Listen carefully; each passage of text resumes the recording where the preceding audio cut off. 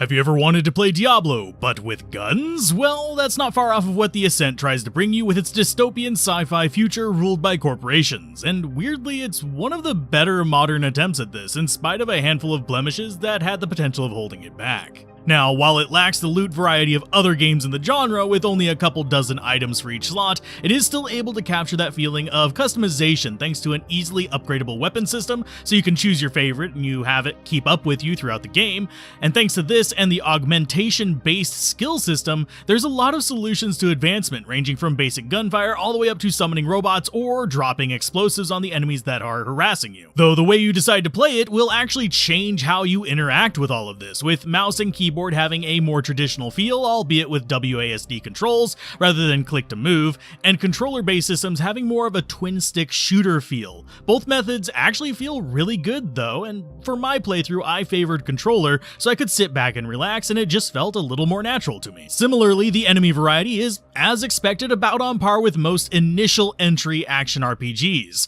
A couple of dozen enemies with a handful of varieties within them, and levels to adjust their durability and damage as you progress through. Though one interesting thing that the Ascent does is it incorporates enemy heights with this, since your standard shot is a hip shot with the ability to toggle a high shot for shooting past obstructions or over shorter enemies to hit the ranged guys at the back, which is an interesting vertical dynamic. There's also a few situations where you'll find yourself able to use the high shot to knock out the shields of some enemies, or to hit enemies you've suspended in the air with a skill that knocks enemies up and freezes them there for a few seconds. This crouching and high shot system also allows you to take cover and do a pseudo blind fire over the obstruction without risking yourself, and this will become handy especially as you get further into the game, though human enemies can do this too, and will, so you cannot just sit down and spray and pray and just win. Not to mention the short enemies will come around and find you in your little corner. In terms of overall balance though, it's mostly pretty good, outside of a couple encounters such as the spider boss that feels significantly harder than most of the other things you had met at that point,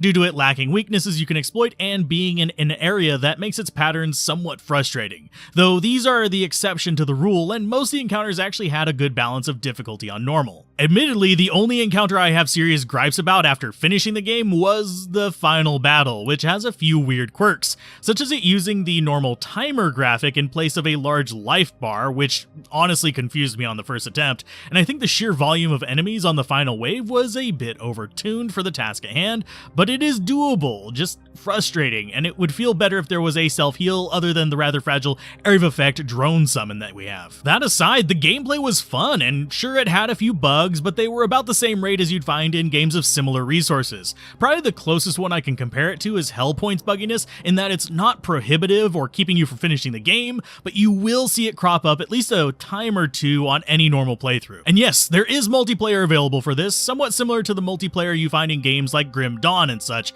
though without a matchmaker, at least not that I noticed. Basically, you go through as a pack of people doing what you normally would, just with more bodies, though an interesting aspect is that you can see the other players' interactions with NPCs, which is nice, so you don't have to go through it 2 or 3 times to get the full experience. Now, as far as the wrapper around this gameplay, the visuals are what you'd expect from a world such as Blade Runner or Shadowrun, with some creative designs and some odd mixing of biological and cybernetic technologies, both in the population as well as in what can only be called wildlife in this layered city. There is some quirkiness to it, but nothing that will pull you out of the game, but I would probably avoid this title if you are epileptic, as there are a few situations where I ran into flashing lights, more due to enemy composition than necessarily anything being designed explicitly to flash. Likewise, the music is really good, though the audio balancing can be a little bit off, and the voice acting varies from great all the way down to one guy reminding me weirdly of a cyborg Winnie the Pooh. Though overall, a lot better than what I've ran into with similar titles, so I can't really dock it too many points here.